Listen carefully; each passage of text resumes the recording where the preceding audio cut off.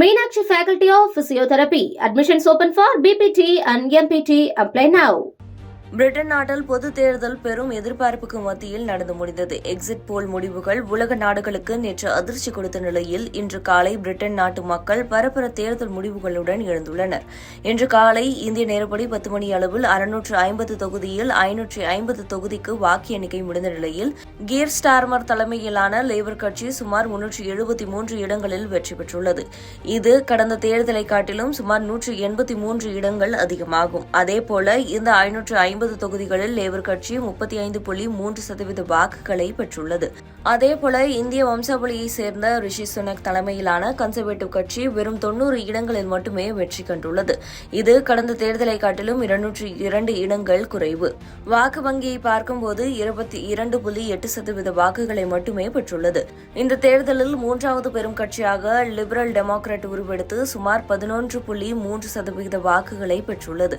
Britain நாட்டில் ஆட்சி மாற்றம் நடக்கும் என்பது கடந்த 3 வருடங்களாக மக்கள் மத்தியில் இருக்கும் முக்கியமான கருத்தாக உள்ளது.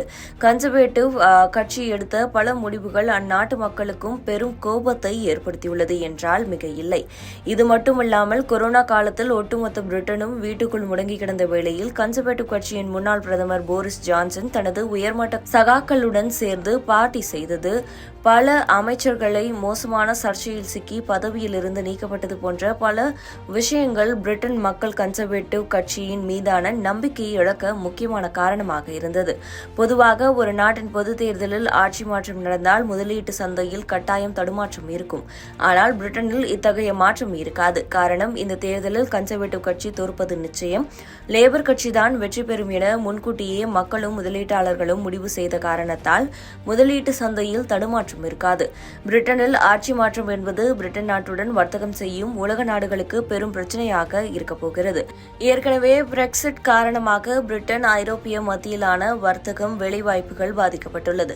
இந்த நிலையில் லேபர் கட்சியின் தலைவரான கீர் ஸ்டார்மர் பிரிட்டன் நாட்டின் அடுத்த பிரதமராக ஆட்சி அமைக்கும் வேளையில் உலக நாடுகளுக்கான வர்த்தக கதவுகளை விசாலமாக திறப்பாரா அல்லது பிரிட்டன் நாட்டின் முக்கிய நட்பு நாடுகளுக்கு மட்டும் கதவுகளை திறப்பாரா என்பதும் முக்கியமான கேள்வியாக உள்ளது.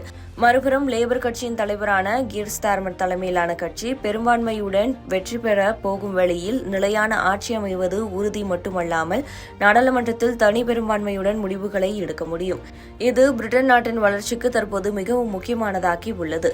தனி பெரும்பான்மை கொண்ட ஆட்சி காரணமாக பிற நாட்டு முதலீட்டாளர்கள் பிரிட்டனில் கண்ணை மூடிக்கொண்டு முதலீடு செய்யும் இடமாக தற்போது மாறியுள்ளது. இதனால் லண்டன் சர்வதேச முதலீட்டாளர்களில் சேஃப் ஹேவனாக மாறியுள்ளது.